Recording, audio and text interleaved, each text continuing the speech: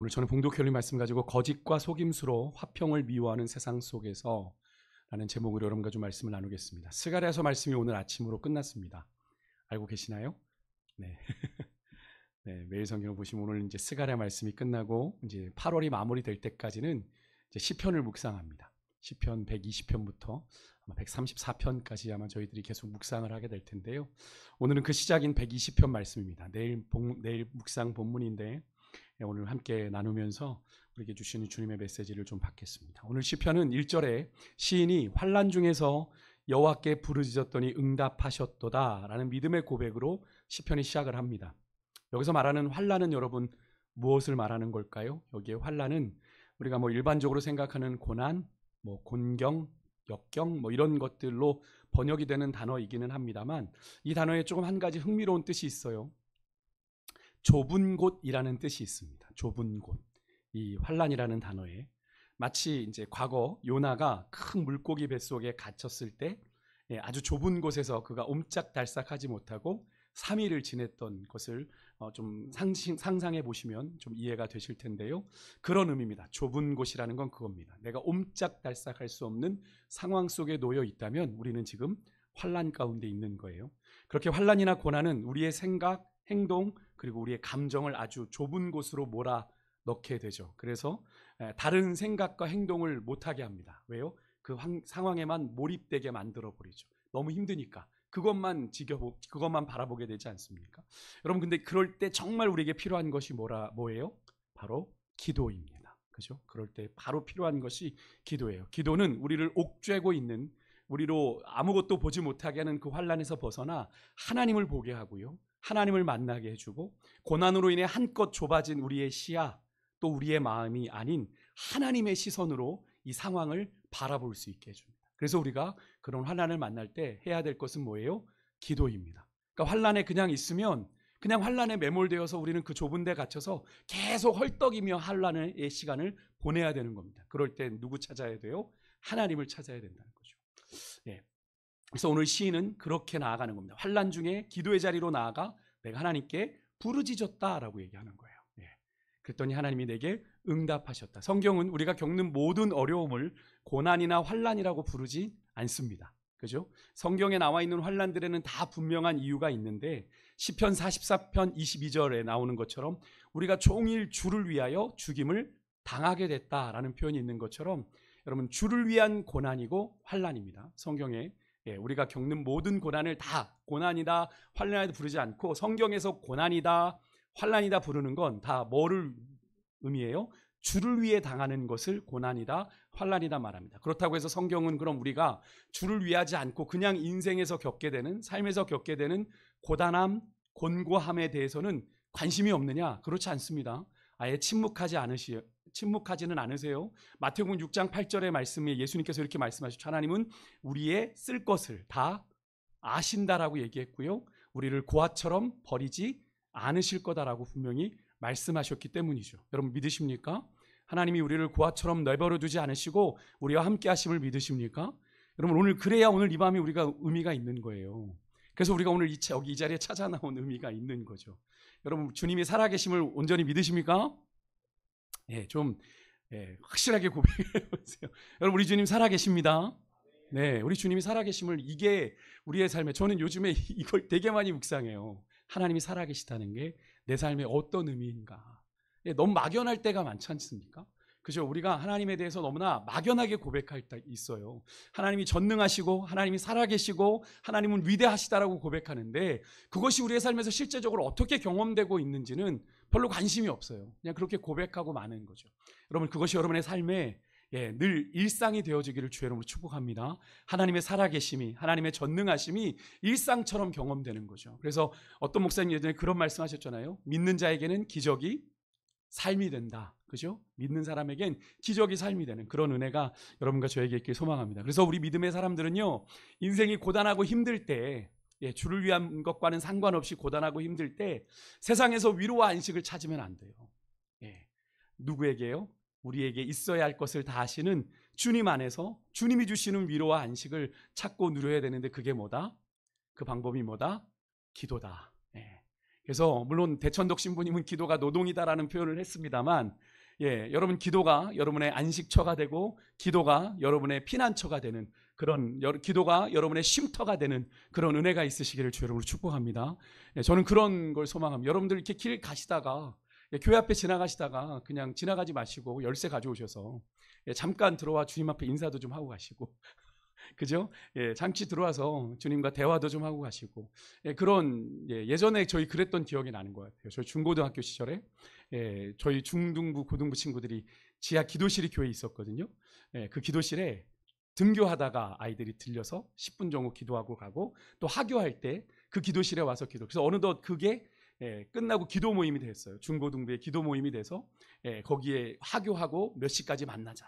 그래서 모여서 기도했던 그런 모임들. 그때 참, 그때가 80년대 90년대니까, 그죠? 한창 우리 한국교회가 붕의 불길이 타올 때 아닙니까? 그 밑에는 어떤 불쏘시개가 있었어요? 다른 건 몰라도 한국교회는 기도가 살아있는 교회이지 않습니까? 기도의 불씨가 있었어요, 한국교회는. 지금 한국교회가 이 어려움을 당하고 힘든 것 왜 그럴까요? 다른 데 있지 않습니다. 기도에 있다고 저는 생각해요. 예전엔 저희 때만 해도, 죄송해요, 이런 라떼는 얘기를 자꾸 하면 안 되는데, 라떼는 40일 막 새벽 기도, 그죠? 40일 저녁 기도, 막 이런 기도 뭐 밥 먹듯이 하지 않았습니까? 요즘은 그거 현대인들 너무 힘들어한다. 그래서 뭐 20일, 그 다음에 뭐 이제 2주, 뭐 이렇게 점점 시간들이 줄어요. 한 주, 뭐 이렇게.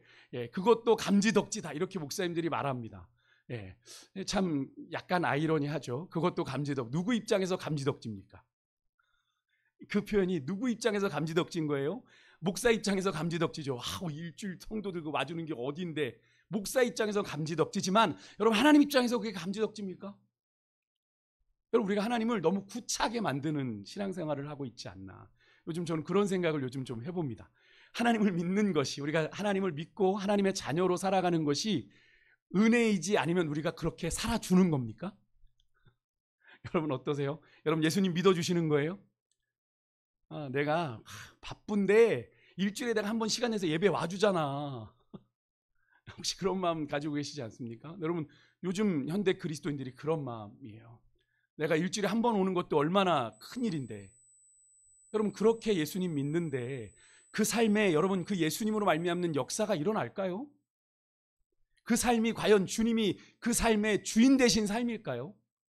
예수님이 그 삶의 왕인 되신 삶일까요? 입으로는 왕 되신 주님, 주인 되신 주님 고백하면서 지 마음대로 살면서, 그게 과연 주님을 위한 삶입니까? 여러분 저는 요즘 그런 고민을 목회자로 많이 합니다. 저부터도 스스로 그렇게 고백을 하고, 하나님, 내가 이 주를 위해서 섬긴다는 이 자리에 있는 것이 무엇을 위해 있는 겁니까? 나를 위해 있는 겁니까? 아니면 주님을 위해 있는 겁니까? 내가 입으로는 주님을 위해 있는다고 하는데, 하나님, 내가 아닌 것 같아요 라고 고백을 할 때가 있어요. 여러분, 우리가 신앙생활 나도 모르는 사이에 어느덧 내가 해주는 거야. 내가 그래도 권사, 안수집사, 장로, 내가 그래서 예배 나와주는 거지. 이런 생각이 은연중에 우리 안에 들면 여러분 병든 거예요. 여러분의 신앙이. 정말 위험한 적신호가 켜지셨다고 생각하시면 됩니다. 하나님의 은혜는 그렇지 않죠. 여러분 하나님을 우리가 하나님을 구차하게 만들지 않았으면 좋겠습니다. 하나님이 우리에게 생명을 주시기까지 은혜를 베풀어 주시고 사랑을 주셨는데, 그 사랑을 되게 구차하게 만들어요 우리가. 그죠? 하나님 앞에서 여러분 우리의 신앙을 잘 돌아보셨으면 좋겠습니다. 여러분 정말로 그리스도인의 삶에 있어서 기도는 특권이에요. 여러분이 그 특권을 좀 누리실 수 있었으면 좋겠습니다. 하나님을 아버지라 부를 수 있는 자들만이 누릴 수 있는 영적인 특권을 하나님께서 우리에게 주신 거잖아요. 그렇지 않습니까? 기도를 가르쳐 주십시오 라는 제자들의 요구에 예수님께서 기도를 가르쳐 줬던 건 다른 게 아닙니다. 인간인 피조물이 창조주 하나님과 교통할 수 있는, 그죠? 교제할 수 있는 방법을 알려주신 거란 말이에요. 그런데 우리가 그것을 하지 않으면서 주님이 내게 말씀하시지 않는다 라고 하는 건 여러분 말이 안 되는 거죠. 참 아이러니한 건, 저도 그렇게 우리 교회를 그렇게 기도하는 교회로 만들지 못해 참 늘 죄송한 마음이지만, 여러분 기도하는 교회는 지금도 기도합니다. 요즘 기도하는 게 어렵다고 하는데 정말 기도하는 교회들은 지금도 뜨겁게 모여 기도하고 있고, 그곳엔 하나님의 역사가 나타나고 있어요. 여러분 우리가 정말로 기도할 때 하나님의 역사를 보는 거잖아요. 여러분 오순절 성령 강림 사건도 다른 데 있지 않았습니다. 그들이 예수님이 있으라 하신 그곳에서 그들이 모여서 뭐 했죠? 전혀 기도에 힘쓰니라. 기도할 때 성령이 그곳에 임재했어요. 여러분, 오늘 밤 우리가 기도할 때 성령님께서 임재하실 걸 믿으십니까? 소망함으로 나아가셔야 돼요. 우리가 뭐 많이 모여든 여기 꽉 채우든 그건 상관없어요. 우리가 하나님 앞에 온전하게 나아갈 때 성령께서 우리 가운데 오늘 밤 임하실 줄 믿습니다. 여러분, 이런 시인의 기도에 비해서, 이런 하나님께서 나를 환난에서 응답해 주셨다라고 고백한 그 기도에 비해서 시인의 형편이 나아지지는 않았습니다. 오늘 시를 보면 여전히 시인의 주변에 뭐가 있었냐면 거짓된 입술, 속이는 혀를 가진 대적들이 시인을 호시탐탐 노리고 있는 상황입니다. 근데 여기서 흥미로운 게 뭐냐면 시인의 목숨을 위협하는 게 어떤 칼이나 어떤 뭐 강력한 어떤 물리적인 힘이 아니라, 여러분 여기 뭐라고 그래요? 거짓된 입술, 속이는 혀라고 되어 있습니다. 그게 사람을 죽일 수 있나? 여러분, 그런데 이 거짓된 입술과 속이는 혀가 여러분 시편에서 자주 언급이 되거든요. 사람의 입술에서, 혀에서 나오는 이 거짓말, 그리고 누군가를 향한 언어 폭력은 여러분 어떤 공동체나 뭐 가정이나 뭐 교회나 또 어떤 개인의 관계를 망치는 주범이 됩니다. 이 말이라는 게 사실 사람에게 받는 상처, 특히 말로 인한 상처 좀처럼 치유되지 않는 것이 사실이죠. 그래서 가정에서나 혹은 뭐 친구 관계에서나 또 이웃과의 관계에서나 계속 문제가 생기는 것들이 말로 인한 관계들 아니겠어요? 또 믿었던 사람의 말이 거짓이었음을 알게 됐을 때, 그 사람의 말은 믿었는데 거짓임을 알게 되었을 때 여러분 느끼는 그 실망, 배신감, 좌절, 여러분 그런 어떤 물리적인 위해보다 훨씬 더 마음의 여파가 강력하고 치명적인 걸 우리가 알게 되죠. 웬만한 사람 이야기도 잘 믿지 않게 됩니다. 저게 진심일까라는 생각이 들어요. 한번 그렇게 뒤통수를 맞으면 저게 정말 진심일까? 라는 생각을 갖게 되는 거죠. 또한 여기에 나오는, 그래서 시인이 오늘 이 2절에 하나님, 내가 그 거짓된 입술과 속이는 혀에서 나의 뭐를요? 생명을 건져달라고 간구하고 있는 겁니다. 그 정도로 이 거짓된 입술과 속이는 혀의 영향력이 강력하다라는 걸 얘기해요. 내 생명이 위태로울 정도로 그렇게. 그래서 여기에 이 거짓된 입술과 속이는 혀는요, 성경에서 말하는 악인의 대표적인 특징이기도 합니다. 그래서 요한복음 8장 44절에 보면 예수님께서 자신을 대적하는 무리들이 있었죠. 그들이 우리가 스스로 아브라함의 자손입니다 자처하자 그들을 향해서 예수님께서 뭐라고 말씀하셨냐면 너희의 아비처럼 너희가 행동한다. 근데 그들의 아비가 누구예요? 마귀예요, 마귀. 그죠? 그들의 아비 마귀처럼 그들이 행하는데 거짓말할 때마다 마귀는 제 것으로 말하고 마귀는 거짓말쟁이고 거짓의 아비다라고 분명히 얘기합니다. 그래서 사단은 속이는 자이고 거짓말하는 자입니다. 그러니까 사단은 늘 우리가 염두에 둬야 돼요. 그러니까 이 거짓말을 여러분 절대 가볍게 여기시면 안 된다고 제가 늘 말씀드리죠. 또 창세기 3장에도 보면 사탄이 최초의 인간 아담과 하와를 유혹할 때, 타락시킬 때 여러분 하나님의 말씀을 교묘하게 부정하는 거짓말을 사용했던 것 아시죠? 그죠? 결국 뭐 그것을 먹으면 죽는다고 하더냐? 아니야. 죽지 않아. 그죠? 단호하게 부정하고 아담은 그 하나님의 단호하고 분명한 명령을 어기고 결국 선악과를 먹으면서 하나님처럼 된다는 그 사단의 거짓말에 속아 금단의 열매를 먹고 말잖아요. 여러분, 그래서 거짓말과 이 속임수는 사탄에 속한 악인의 전형적인 특징입니다. 이렇게 여러분 거짓의 아비인 사탄에 속한 악인과 대조되는 의인의 특징은 그럼 뭘까요? 의인의 특징은 거짓이 아닌 정직이겠죠. 정직함입니다. 그래서 시편 33편 1절에 보면 이렇게 말합니다. 한번 읽어볼게요. 같이 읽습니다. 시작. 너희 의인들아 여호와를 즐거워하라. 찬송은 정직한 자들이 마땅히 할 바로다. 이렇게 되어 있습니다. 여기서 시인이 의인과 정직한 자를 동일하게 놓고 있어요. 그죠? 의인들아 여호와를 즐거워해라. 찬송은 정직한 자들이 마땅히 하나님 앞에 할 거다. 그럼 여기서 의인과 정직한 자는 같은 표현이란 말이죠. 하나님의 사람인 의인은 곧 어떤 사람이 되어야 된다? 정직한 자가 되어야 된다라고 오늘 시인은 얘기하고 있는 겁니다. 여러분 그렇습니다. 하나님은 거짓말을 이토록 미워하세요. 혹시 우리 안에 여러분 제가 자주 말씀드렸지만 이 거짓이 아무렇지도 않게 여러분 임기응변이라는 이름으로 또 지혜롭다라는 이름으로 그럴듯하게 미화되어서 교묘하게 우리 안에 합리화되고 있지는 않은지 여러분, 우리가 그렇게 익숙해져 할 때가 있잖아요. 삶을 살아가면서 임기응변이야, 뭐 지금 잠깐 뭐 살짝 눈 감는 건데, 라는 그런 마음으로 거짓말을 우리 안에 혹시 합리화했던 것 있지는 않은지 좀 돌아볼 수 있기를 원합니다. 과연 여러분, 우리는 이 거짓된 입술, 속이는 혀에서 자유로울까요? 오늘 우리 마음에 뚜껑이 있어서 만약 혹시 열어본다면 정말 볼만하지 않겠습니까? 오늘 이 밤 교묘하게 감추고 가리워진 우리의 내면을 하나님이 직면하게 하실 때 이 말씀을 통해서 정직하게 피하지 마시고 직면하는 그런 밤이 되실 수 있기를 주의 이름으로 축복합니다. 하나님의 은혜는 나의 한계, 나의 연약함을 인정하는 데서 시작이 됩니다. 그것을 인정하지 않으면 하나님의 은혜가 임할 수가 없어요. 하나님, 나는 할 수 없습니다를 고백할 때 하나님의 은혜가 거기서부터 시작되는 겁니다.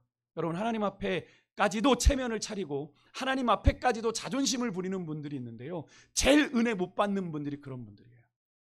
끝까지 버티고 나를 내려놓지 않아요, 하나님 앞에서. 그러니까 하나님의 은혜가, 하나님은 인격적인 하나님이시니까 그런 고집스러운 사람도 그냥 인정하시거든요. 그러니까 하나님이 기다려주시는 거예요. 그러니까 은혜를 못 받는 거죠.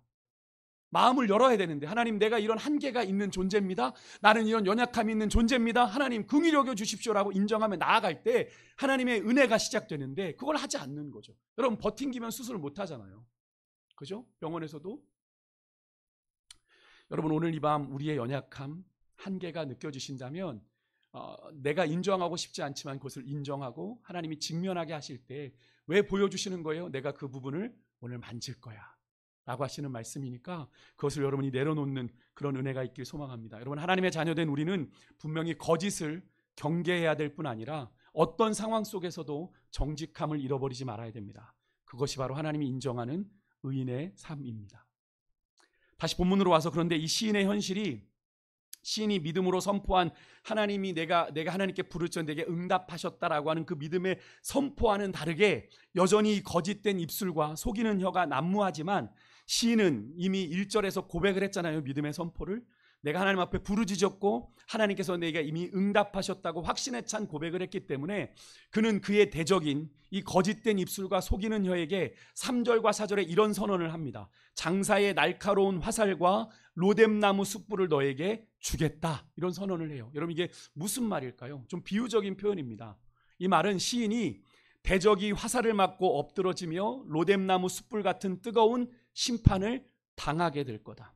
지금 시인을 환난 가운데로 몰아넣는 그 거짓된 혀, 속이는 입술, 그죠? 그것을 하나님께서 시인의 대적이 화살을 맞고 쓰러지고 로뎀나무 숯불, 이 숯불에 뜨거운 심판을 당하게 될 거다. 한마디로 시인의 선포는 악인을 향한 하나님의 심판이 있을 거다, 하나님의 보응이 있을 거다라는 선언을 하고 있는 겁니다. 사실 근데 이렇게 말하는 거 쉽지 않죠.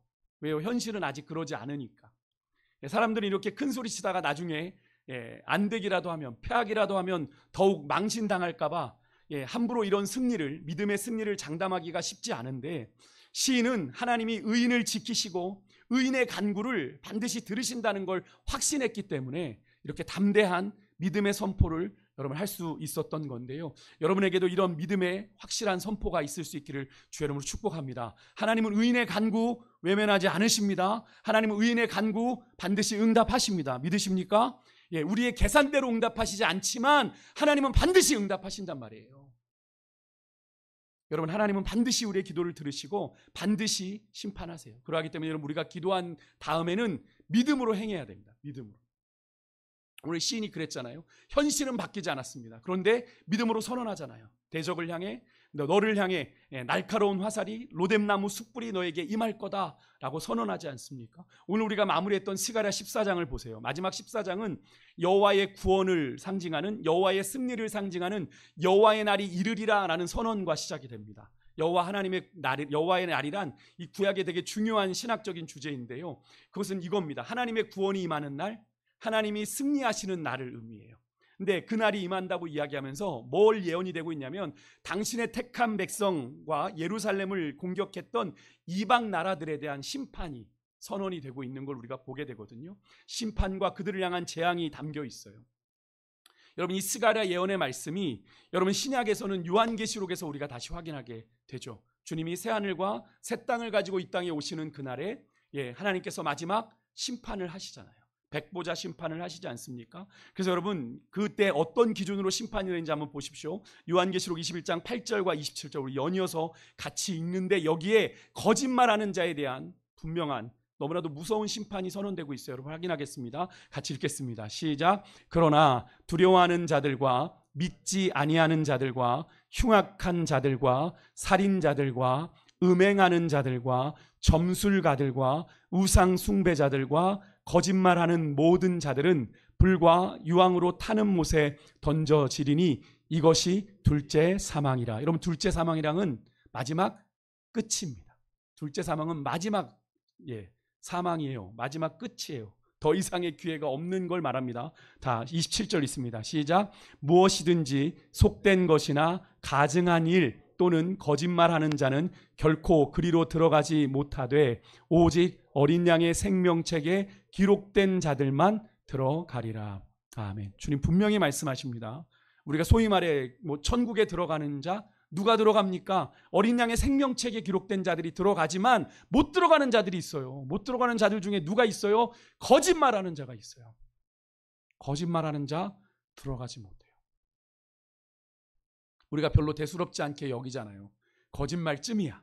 그죠? 내가 내가 살인한 것도 아니고 누구 피해 준 것도 아니고 거짓말 그냥 한 건데 거짓말이 여러분 결정적인 우리가 천국을 들어가느냐 들어가지 못하느냐의 결정적인 심판의 이유가 된다라는 거 우리가 확인했어요. 여러분 그래요. 하나님을 찬양하는 정직한 입술을 가진 의인은 영원한 생명으로 들어가지만 여러분 거짓된 입술을 가진 악인은 영벌에 처하게 된다. 둘째 사망에 처하는 영원한 심판이 있을 것을 성경은 분명히 말하고 있는 거예요. 여러분 거짓을 이기고 거짓에 반격할 수 있는 힘 어디서 나오는 걸까요? 바로 성령의 검인 진리의 말씀에 있다라는 사실을 여러분 기억하시고 여러분 특별히 그 말씀 가운데 하나님이 우리를 사랑하시고 우리를 지키신다 하신 그 진리의 말씀 꼭 붙들고 여러분 믿으셔서 끊임없는 사단의 유혹이 우리에게 오지만 우리로 타협하도록 우리로 의심하도록 회의하도록 우리로 거짓말하도록 우리를 속이고 우리에게 너무 공격해 오지만 여러분 끝까지 믿음의 여정 승리하실 수 있기를 주의 이름으로 축복합니다. 말씀이 우리 안에 있어야 이기는 거예요. 말씀이 우리 안에 있어야. 말씀 없이 우리가 어떻게 싸워요? 전쟁은 내게 속한 것이 아니라 하나님께 속했다. 우리가 하나님의 능력을 덧입지 않고는 승리를 할 수가 없어요. 사단에게. 그런데 우리는 그냥 내 힘과 의지로 싸우려고 하는 거죠. 그러니까 날마다 실패하는 거죠. 그러니까 우리가 영적 전쟁에서 승리하려면 어떻게 되겠어요? 말씀으로 충만해야 되고 성령으로 충만해야 되는 거죠. 하지만 시인의 현실은 여전히 녹록하지 않은 듯해요. 시인이 하나님께 기도의 응답을 받았다고는 하지만 자신이 악인들에게 둘러싸인 채 사는 현실로 인해 이렇게 탄식을 합니다. 저는 시편을 읽을 때마다 느끼는 것이 그 시절이나 이 시편이 기록된 그 시절이나 오늘이나 이 하나님을 믿는 의인들이 사는 현실은 결코 쉽지 않더라. 그 시절이나 오늘이나 믿음을 지키며 산다는 것이 결코 녹록지는 않더라. 그것을 확인하게 되면서 한편으로는 우리만 이렇게 어렵게 사는 것이 아니구나 라는 참 위로가 되기도 합니다만 그런데 당시에 시인의 현실이 어떤지 보십시오. 되게 공감이 돼요. 5절에 보면 시인이 이렇게 표현해요. 자신이 매색에 머물고 계달의 장막 중에 머무는 것이 자신에게 뭐라 그래요? 화다 이렇게 얘기합니다. 이거 사실 저주하는 거예요. 내게 저주다. 거기에 살고 있는 게 저주다라고 탄식하는 건데 여기에 매색이라고 하는 지역이 어디냐면 철과 무기를 생산해서 수출하는 지역입니다. 그러니까 강한 군사력과 경제력을 누렸던 도시예요. 또 게달이라고 하는 건 어디냐면 다메섹 우리가 아람으로 알고 있죠. 아람 군대 그죠? 아람의 유목민들이 거주하는 지역인데 이들은 특별히 하나님이 택한 백성 이스라엘을 제일 많이 괴롭혔던 민족들이 살던 지역입니다. 그러니까 이걸 좀 종합해 본다면 이 두 지역이 여기에 시인에게 언급이 되었다는 건 뭘 의미하는 걸까요? 메색처럼 세속적인 그 부강함, 그런 부유함을 추구하며 게달처럼 하나님의 백성을 괴롭히는 자들 사이에 지금 누가 살고 있는 거예요? 시인이 살고 있는 거예요. 메색처럼 무기를 만들기를 좋아하고 게달의 사람들처럼 호시탐탐 어떻게든 우리에게 싸움을 걸어오려고 믿는 자들에게 싸움을 걸어오려고 하는 사람들 이들을 가리켜 6절에서 시인은 화평을 미워하는 자들이다 라고 부연하여 설명을 합니다. 그런 자들 사이에 누가 살고 있다? 시인이 함께 살고 있다. 그래서 7절의 말씀처럼 시인은 자신은 화평을 원하는데 대적들은 늘 어떻게 하려고 해? 내 주변의 대적들은 늘 싸우려고 한다 그래요. 여러분, 우리가 사는 세상도 크게 다르지 않지 않습니까? 우리 주변에 세상의 부요함을, 부강함을 쫓아가는 것들이 존재하고, 또 우리와 호시탐탐 시비를 걸고 우리 믿음의 사람들을 어떻게든 넘어뜨리려고 하는 자들이 존재하잖아요. 실제로 여러분, 우리 하나님의 사람들은 어떻게든 우리를 화평케 하는 자로 부르셨기에 하나님의 부르심을 따라 하루든 이틀이든 어떻게든 세상에 화평과 사랑을 전하며 살아보려고 애쓰지만, 세상은 여러 가지 싸움과 치열한 경쟁을 통해서 어떻게든지 서로 남의 것을 빼앗으려는 그런 모습으로 일관하는 걸 우리가 보게 되죠. 그러면서 우리는 어떤 생각을 하게 되죠? 내가 이렇게 양보만 하고 살아도 되나? 그죠? 내가 그렇게 화평을 이루면서만 살아도 이 치열한 곳에서 우리는 과연 살아남을 수 있을까? 그러면서 자녀들 보면서 우리 아이는 이렇게 하다가 도태되는 것 아니야? 경쟁하고 막 이것저것 시키는데, 이것저것 주사도, 키 크는 주사도 맞추고, 머리 좋아지는 주사도 맞히고, 집중력 높이는 주사도 맞히고 막 이러는 일이 벌어지고 있는데, 다 경쟁하는 거 아닙니까? 그죠? 다 경쟁하는 거예요. 그런 것 속에서 우리가 지금 살아가고 있는데, 우리는 그런 아이들에게 하나님의 마음을 심어요. 하나님의 비전을 심어요. 이게 제대로 하는 걸까? 라는 고민들 부모 입장에서 들지 않으세요? 근데 여러분, 이게 비단 세상 속의 이야기만이 아니죠. 그러니까 성도들 중에도 그런 세속의 그런 분위기에 어쩔 수 없이 휩쓸리는 거죠. 세상의 논리에 휩쓸려서 더불어 화평을 이루는 태도를 가지려고 하기보단 같이 머리 드밀고 믿는데도 경쟁하는 거죠. 그래서 결국에는 지금 우리 그리스도인들도 같이 욕먹는 일들이 벌어지는 건 아니겠습니까? 그럼 그것은 여러분, 화평케 하는 자로 여러분 우리를 부르신 하나님의 거룩한 뜻을 저버리는 행위죠. 이로 인해서 하나님의 아들이라 일컬음을 받는다 말씀하신 그 하늘의 참 복을 스스로 걷어차버리는 일이 되는 건데요. 화평케 하는 자는 복이 있나니 저가 하나님의 아들이라 일컬음을 받는다고 했잖아요. 그죠? 그것을 스스로 포기하는 거예요. 하나님의 아들 필요 없어. 난 이 땅에서 잘 먹고 잘 살 거야. 머리 드밀고 더 잘 살아봐야지. 이 땅의 경제 논리에, 경쟁하는 논리에, 싸우는 논리에 나를 맡기고 사는 거죠. 여러분, 우리를 그런 존재로 하나님은 이 땅에 보내시지 않았다. 여러분, 골로새서 1장 20절에 보면 예수 그리스도께서 십자가에서 죽으심으로 만물이 자신과 화평을 이루게 하셨다라고 말하고 있습니다. 이것은 하나님이 우리에게 이 땅에 화목제물로 오셨다는 걸 의미하는 거죠. 죄로 인해 하나님과 단절된 세상을 하나님과 화목케 하신 자가 누구예요? 예수 그리스도이시죠. 그래서 그 그리스도께서 담당하신 그 화목하게 하는 직분을 그의 뒤를 따라가는 우리 그리스도인들에게, 성도들에게 주셨다고 고린도후서 5장 18절에서 사도 바울은 말하고 있습니다. 화목하게 하는 직분. 그러므로 성도는 오늘 시인이 그랬던 것처럼요, 히브리서 12장 14절의 말씀대로 모든 사람과 더불어 어떻게 해요? 화평을 이루고 거룩함을 따라가야 되는 존재예요. 화평을 미워하는 세상의 악인들의 도전을 이겨내야 되는 존재들인데, 그냥 거기에 파묻혀 그냥 똑같이 머리 들이밀고 싸우는 존재로 살아가고 있으니까 세상이 요즘에 교회를 향해서 손가락질을 하는 거죠. 우리는 종종 그렇게 얘기합니다. 좋은 게 좋은 거라는 식으로 그냥 그렇게 평안한 상태를 만드는 것이 화평하게 하는 거다라고 생각하는데, 여러분, 그렇지 않습니다. 그냥 평안하게 있는 것 아닙니다. 오늘 본문에서 알 수 있듯이 참된 화평은요, 주님이 말씀하시는 화평은 사람들 사이에 거짓과 속임수를 몰아내는 거예요. 거짓과 속임수를 다 인정하면서까지 화평하는 건 온전한 화평이 아닙니다. 여러분, 그렇게 할 때 여러분, 화평함이 야고보서 3장 18절의 말씀처럼 화평으로 어떤 열매를 거두게 돼요? 의의 열매를 거둘 수 있게 되는 겁니다. 말씀을 마칠게요. 오늘 시편을 노래한 이 시인은 하나님이 자신의 기도에 응답하셨다라고 하는 고백과 현실이 너무 힘들다는 탄식을 함께 고백합니다. 우리가 늘 겪는 것 아니겠어요? 믿음의 고백으로 교회 문을 나서지만 우리가 마주하는 현실은 우리의 숨이 턱턱 먹히는 더위처럼 우리의 가슴을 답답하게 하죠. 하나님이 언젠가는 도와주시리라는 확신을 마음에 새기지만 사실 녹록지 않은 것이 사실입니다. 오늘 이 시편을 통해 우리가 그런 현실을 우리가 동일하게 우리 믿음의 선배였던 이 시인도 살아냈다라는 걸 우리가 좀 되새겼으면 좋겠습니다. 그 시인이 그냥 포기하지 않았잖아요. 하나님의 약속을 붙잡지 않았습니까? 오늘도 이 시대를 살아가는 우리 또한 그 하나님의 약속을, 하나님이 도우신다라고 하는 그 약속을 우리 또한 붙잡아야 될 줄 믿습니다. 오늘 이 시대는, 세상은 절대로 우리 하나님 신앙을 가진 사람들이 살기 좋은 세상이 아닙니다.